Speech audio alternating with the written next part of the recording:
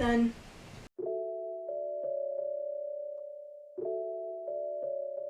"2023 has come to an end, and I'd like to look back at all the things that I made this year.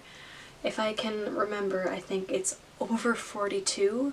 We'll have to count after everything's said and done, but let's just jump in. I'm gonna try to go as fast as I can. There's a lot to go through, and I'm really excited to show you. So if you want, you can grab a beverage, grab a cozy blanket, grab a project that you've been meaning to work on, and let's dive into this together. So starting in January, I started off a little easier doing some baby knits. So the first thing I had knit was the Selma sleep suit from Petite Knit. This is the cutest little wool onesie that I've ever had, and I got a lot of use out of it this year. Next one I had was a test knit for Fable Knitwear. This is the Mariceli. I don't know how to pronounce it right, but it's a little wrap top. Unfortunately, by the time that I did finish this, it was too small to wear for my son. That's why there are no buttons on this, but I think that is just so cute, and hopefully one day I will find someone that I can gift this to for their baby, because I really love how this one turned out. Next thing I made was for myself, and I love Petite Knit's Stockholm sweater. I've knit it so many times, and this is the green version that I've made. It is made from Knit Picks palette yarn in the color Spearmint. It is just so soft to the touch, not at all itchy, and this is the perfect crew neck sweater. I highly recommend this pattern. I wanted to get back into crochet, so I started off with this cloche hat. It's not a bucket hat, I'm going to make that very clear. So it's kind of inspired by the 1920s cloche hat. I made this pattern kind of on the fly, following just a circular pattern to create a dome shape, making just a very slight brim on the edges. I think this turned out really nice. I can't wait to wear it when the weather gets cold again, because for some reason the weather right now is on an all-time high, so really I don't even need to wear a jacket outside. But for when it does get cold, I have this hat. I made it double lined so that the hat's a little bit sturdier, and I think that it's just nice to have a hat that you can wear one side with a darker color and then flip it the other way and have a different colored hat too. So now we're getting into February. In February, I made 2 holiday slipovers from Petite Knit. So I made this cream version. This is Knit Picks Wool of the Andes in the color cream, and it is just a very nice basic to have to throw on top of other things. I loved it so much. It was so easy to knit that I made a second one. Unfortunately, I can't find that one right now, but it's made out of the exact same wool that I had made the Selma sleep suit out of, so I'll just put a picture up right here for it. I think we're in March now by the time that I'm getting ready to sew. I saw a picture from Olive Clothing of this apron front gingham side tie shirt that they had, and instantly fell in love, and because I have no control, I tried to see if I could make it myself. I made this, so I tried to make it, and I think I did a pretty good job. The only things that I kind of regret are not making the neck hole big enough, because unfortunately I have to take my glasses off to put this on, because it is a little snug, but in all honesty, that's not a big problem for me. I got this fabric secondhand from the thrift store, so I don't know the fiber content of this, but it is a very lightweight, probably a rayon, polyester, something. Just very light and flowy. It really went well with this top. Apparently in March I was just really into making summer tops, so that's where this one came into. This is a red gingham top. Again, this is made from thrifted material. This is actually a crib sheet that I had used. Self-drafted. I made this tie top with darts. The unfortunate thing is that it doesn't fit me as well in the bust. I made the facing really nice and finished it as professionally as I could. I was very proud of this until the fitting, and I made it too small. And that's something that I deeply regret, because I really like the look of this top, but it just doesn't fit me right in the bust. So unfortunately, not everything that I made this year fully turned out the way I thought. I made a kid's play tent for my son for his birthday, and it turned out really well. He absolutely loved it, but almost too much because it started to tear.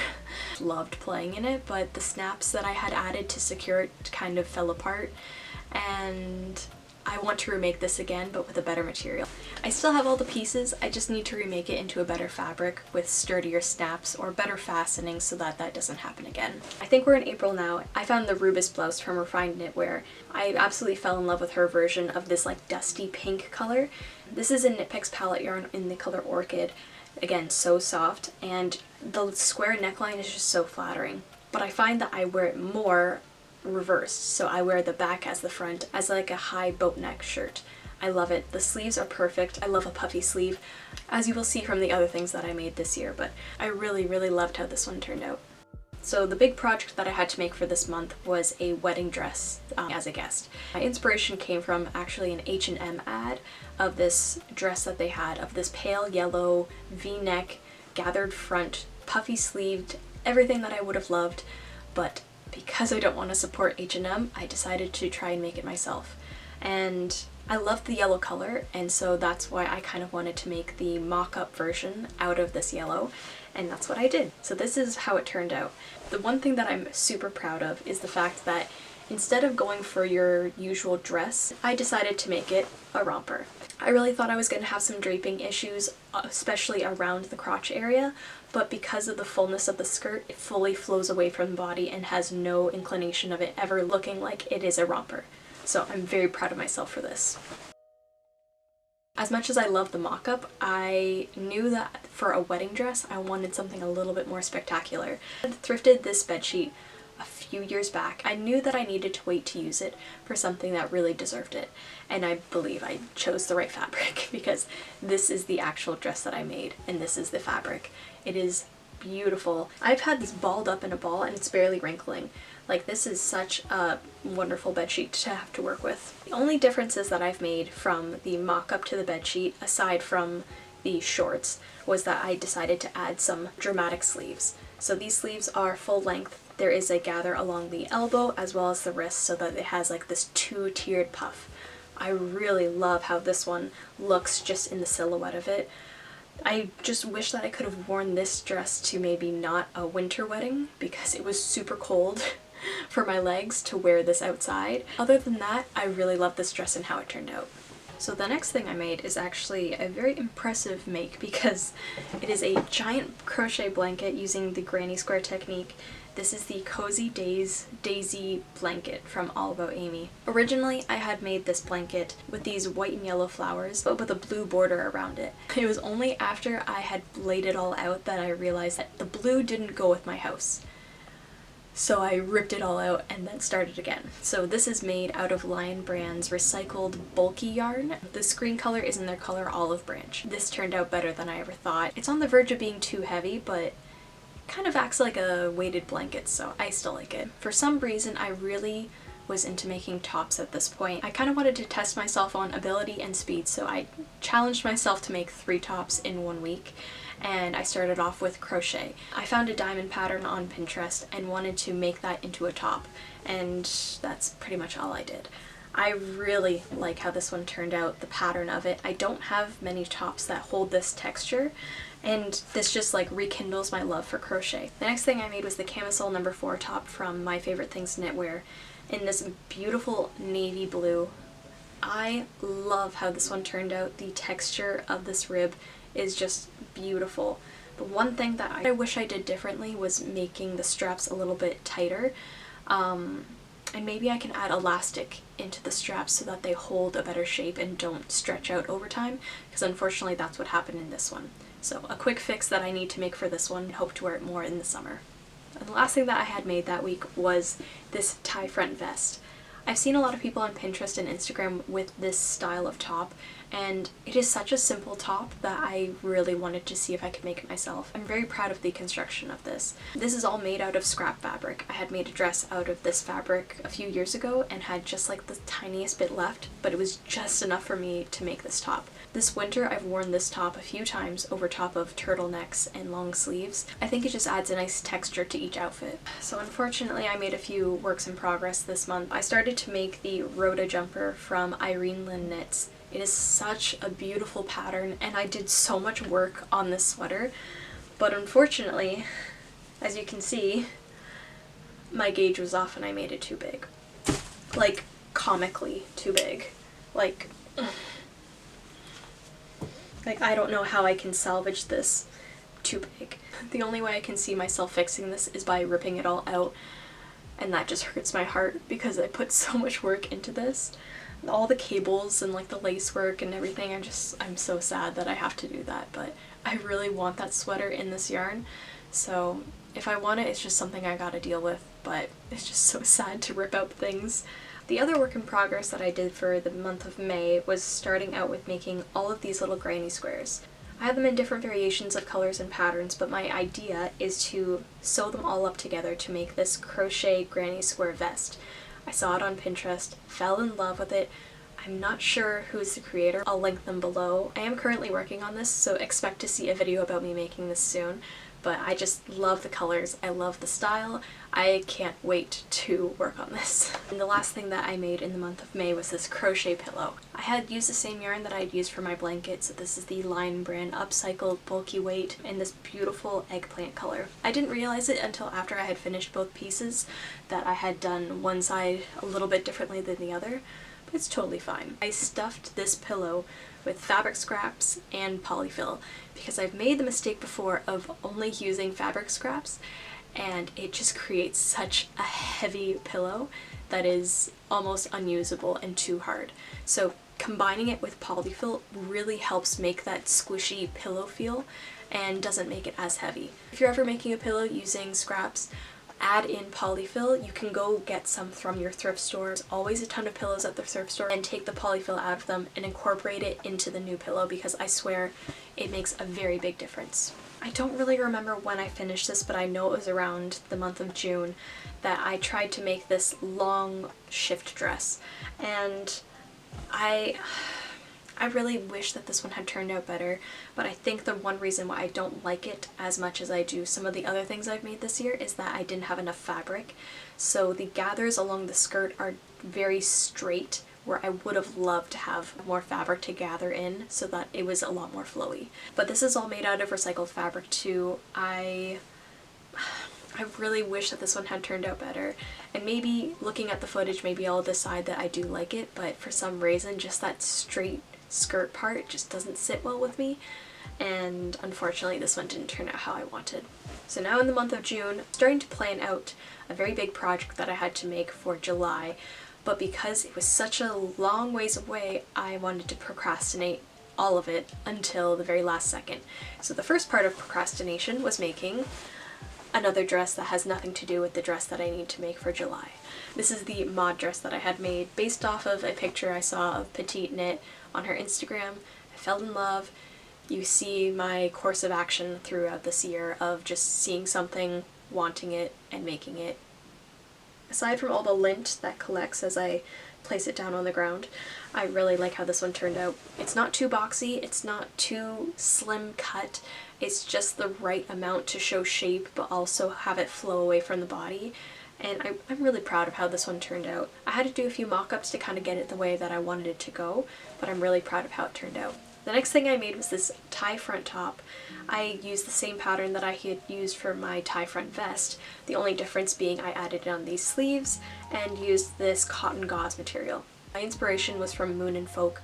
She has a top almost exactly like this one. I fell in love with it, had the material, had everything at my disposal, and wanted to see if I could make it for my own. Please go support small businesses. I really love everything that she does, so go check her out. I'm really happy with how this top turned out, and I was able to use the pattern that I had used from before, so that made me very happy. I'm actually filming this really late because I forgot that I had one last work in progress that I had started this year and is now just sitting at a standstill, and I'll show you why. I found this sweater on Pinterest. Just this beautiful red sweater with a tie front keyhole neck. I absolutely fell in love. Trying to draft my own pattern, trying to morph other patterns that I already know to try to make that sweater, and unfortunately this is the third time that I've had to rip it out. Like I said with the Rhoda sweater, it's very difficult for me to rip out all of that progress for the sake of the knitting and just rip it out and start over again. I just cannot get the keyhole right. That is like the main thing. I think that what will work will be using the Silver Bells dress from Fable Knitwear. That dress has a keyhole back with a tie that you add. You can wear it front or back. I don't know why I didn't think of that the first time. I already own that pattern, so I think what I'm going to try to do is rip all of this out and then try that pattern. I really hope that this works, because if I have to rip this one out again, fourth time, that's not even a charm. What is that? Oh. In theory, it's not terrible. It's just that when it's tied, it's not what I had in mind. I don't know. This one has just been sitting in purgatory because I honestly don't know what to do with it.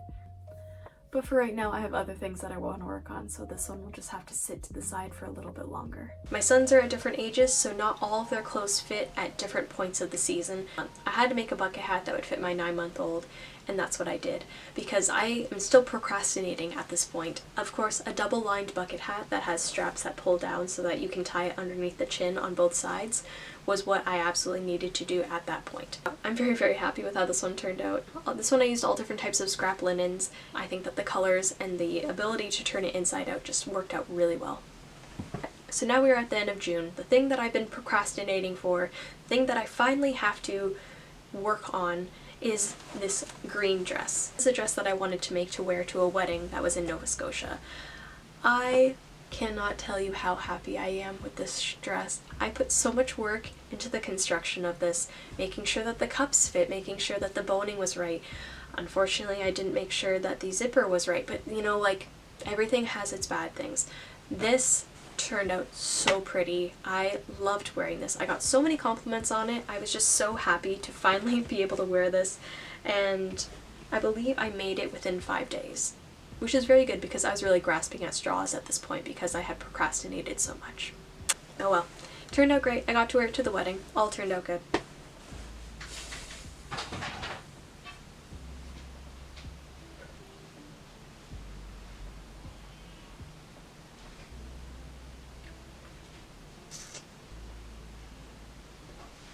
I finished the green dress with 4 days left to spare before we had to take our flight out, and I decided that that was just enough time to make another dress. I'm not kidding. I actually did it. It's right here. This dress was inspired by something that Carly and Van Dyke had posted on Instagram, and I absolutely fell in love, needed to make it, tried it, and I think the outcome is pretty good. I don't have too many dresses like this, and the silhouette and the cutouts are something that I'm not really used to, but I think that it turned out pretty nice. If you want to watch the making of most of these pieces, you can watch my past videos, because pretty much for all the big things that I've made, I have a process video showing how I did that, so go check those ones out too, because these last 2 dresses I'm really, really proud of how they turned out, and I really like the videos that I made for them too, so go check those ones out. While I was on vacation for the wedding, I decided that I did not put enough stress on myself for making things. I decided that I needed to make a crochet bag to go with the green dress that I had made for the wedding.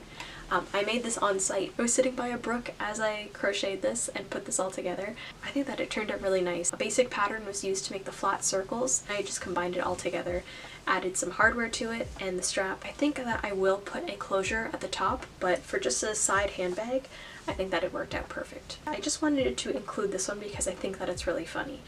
I found these painter pants at my local hardware store, and they had these really thick, dark embroidery patches on the pockets. I wanted to remove them, found out that I couldn't, and so my idea was to just put cream colored patches on top. But I posted that video onto TikTok, and for some reason that video blew up in my mind. I still can't fathom how many people have seen that and still favorite it to this day. It just baffles me to think that that just adding a few patches to a pair of pants really got that much attention. Granted, these pants are great. The pockets are so deep. There are, I believe, 12 pockets on this entire thing, plus extra utility straps for obvious painting reasons. I think the main thing is that these pants have pockets for knee pads. I was pretty busy in August working on some of the process videos for all the projects that I had made in July, and I really only had time to make one thing in August. And that turned out to be this crochet tank. I fell in love with this color at the yarn store, a muted royal blue. This is my new favorite color. I love it so much. I needed to have something in my wardrobe with this color, and so I thought that a high neck tank would be the perfect thing. It's not perfect. There are some things that could have been improved on with the pattern, but really just for winging it, I think this one turned out pretty good. Alright, so we're finally in September, and September was the month of linen. Just so happened to be that way. I had my sights set on making a linen set out of this beautiful washed linen from Blackbird Fabrics. This is their striped linen in the color Rum Raisin. I referenced some pants that I already had in my wardrobe and then drafted the pattern for these ones, and I think they turned out so perfect. I love everything about them. The texture, the feel, the weight, the flowiness of them, just everything is perfect. I had just enough fabric left that I decided to make a corresponding tank because I didn't know if I was going to have enough to make that full set, but I did, and the tank is amazing. So again, I like to wear things frontwards and backwards just like for the versatility of it. So I made a square neck tank on the one side and then a high boat neck on the back. I really thought that I was going to wear the high neck the majority of the time, but I find myself lately wearing the square neck a lot, especially when I pair it with the heirloom jumper that I had made a few years ago from Fabled Knitwear. Just a white turtleneck sweatshirt with a little bit of lacing down the center is really complemented by this set. I wanted something a little bit more snug fit because the pants are a little flowier, so I added a zipper to the side, and it is so nice to wear. Riding high on the linen train, I went right into this next one. This is again from Blackbird Fabrics. This is their gingham linen in the color Nutmeg. Was running short on fabric for this one because I didn't get as much as I did for the linen set, but I still think that this dress turned out pretty great. Adding these sheared panels to the sides, which was something I had never done before, I thought that it turned out really great, and having it fully lined on the inside just made it so nice and clean. It's not as flowy in the skirt as I would like it to be, but I'm still really happy with how this one turned out, and it's the perfect fall winter dress. Go check out the videos that I had made for these linen pieces because I think you'll really enjoy it. I have another work in progress that I started in September. It's a paint by numbers of a Degas painting of their ballerinas. I love Degas. I grew up in ballet. It was match made in heaven. I saw the kit and I needed it. So this is how far I am right now. I think that this is the most satisfying and yet the slowest process that I've ever had to deal with, but I'm enjoying it. So I'm taking it slow, even though I really want to finish it so that I can hang it up on my wall, but in time it will be done and I'll be very happy. I haven't done too many thrift flips this year, but in October I saw this wool skirt at the thrift store and I fell in love with the pattern, the color, and the feel of it. It's a 100% wool skirt, short to be a skirt that reached the knee, but it was too long to be a mini skirt, so I just decided to cut it off, hem it, and make it into a mini skirt. I also decided to tack on the lining to the hem. Personally, I don't like when linings and the outer fabric shift against each other. I like when they're fully put together, so that's what I did for this one. So we're in October. The end of October obviously is Halloween, and I have always dreamed of being the mom that makes the coolest Halloween costumes, and although my son insists on being the same skeleton each year, I decided that for my baby, because he can't choose yet, he was going to be an owl, and I think that this costume turned out so cute. I used a thrifted sweatshirt to make a sweatsuit fit for an owl. I just took a pair of pants that he already wears and decided to add the scallop detail along the edge, reuse the cuffs from the sweater, add elastic around the waistband to make these little sweatpants. For the sweater, I decided to make it a bat sleeve with the scallop edges along the sides, adding the little ribbed edges across the arms and the waistband. And this hood, can I tell you how proud I am of figuring out how to make these little ears. These are pleats that somehow point themselves up. I was just so happy to figure this out in my head.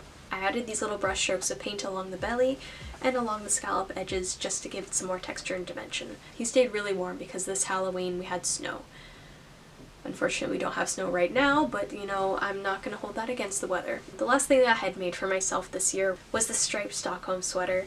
I love how this one turned out. Again, this is the 4th Stockholm sweater that I have made in total, and I'm not going to stop anytime soon. I added these stripes onto it with a pearl stitch on the cream stripes. The majority of this yarn is scrap. I had made a blue sweater, and I'm making that red sweater that I showed you, and this pink sweater is from the Rubus blouse that I had showed prior. So the only yarn that I had to buy was the cream, and I'm very proud of that. I don't have too many sweaters like this in my wardrobe, and so I was very excited to add this in. Having just this bright pop of color is such a mood booster. Especially in December, we need that little burst of serotonin in our body, so this sweater really helps me achieve that. So we're at the gifts. So I do not have any of them in my possession at this point, and the ones that I do have already been packed away. So let's just run down them and I'll put some reference pictures and videos from before.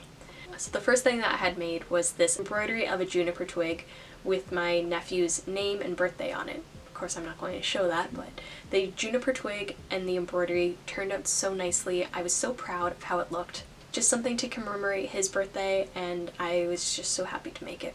For my other nephew, I bought him a lab kit, and it came with a lab coat, but I wanted to kind of make it more personalized, and so I added his name as an embroidery patch onto the lab coat, so it is his personal lab coat. He loves playing dress up and doing his experiments, so I thought that this was the perfect gift for him. The next was a gift for my niece.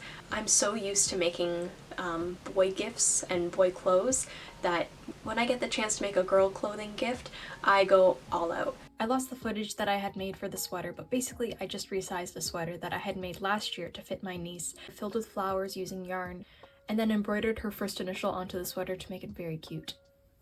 So to pair with that yellow sweater, I also made this purple romper out of the same gingham fabric that I had used for the dress that I had made in July. I wanted to kind of tie it into the sweater as well, so I put some embroidery around the waistband. I think that both of them paired really well together, and I was so happy to give that gift to my niece. The last gift that I had to make was a gift for my best friend. And she, like me, is a very creative person, and we like to share creative TikToks and reels to each other. She sent me this TikTok from Beige Flannel of them reusing this recycled cardboard and then turning it into these organizers for their room using paper mache.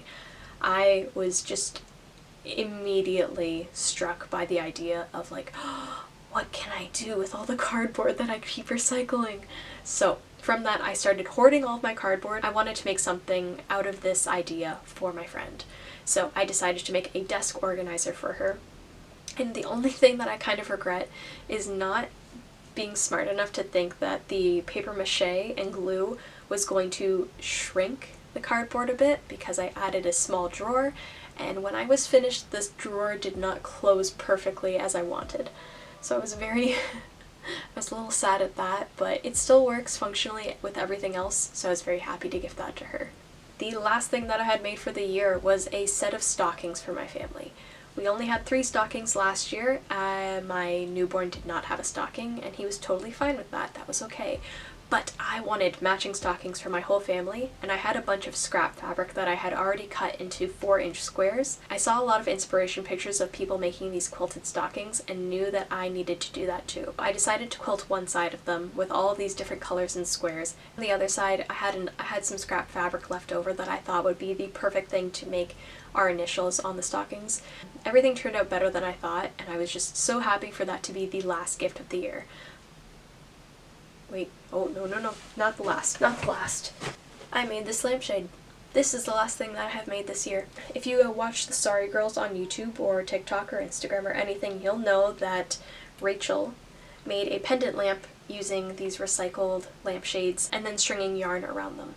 I fell in love. I needed something new for this room because this paper lantern that I have, it is just not cutting it out. I hit my hand on it constantly, so I knew that I needed something a little bit shallower that would work for this room. So I bought a lampshade at the thrift store, cut off all the fabric, I wrapped it up with yarn, only to realize that this fitting does not work for my situation. So it's kind of useless to me now. I need to find a lamp base and then give this away to someone, because I think it turned out really nice. I already have a new lampshade that will work for my situation, because apparently hindsight is just 2020. I'm going to try it again with a new lampshade and hope that it works out, because I really, really like how this one turned out, but just my luck. Didn't think that far ahead. Oh well, on to 2024. That is everything that I have made for 2023. Now we're on to 2024. I'm so excited for all the projects that I want to complete and finish in this year. I really hope you like this video. Leave me a comment below letting me know what your favorite thing that I made this year was. I think mine's a 3-way tie. I think it has to be between the striped Stockholm sweater, the linen set, and the green dress. I really like how that one turned out. Thank you so much for watching. I'll see you guys next year. And until next time, I hope you have a wonderful New Year's. Bye.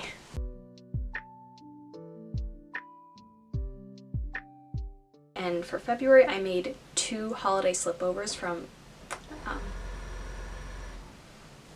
I have seen so many people on Pinterest and Instagram having the I've seen so many people on Pinterest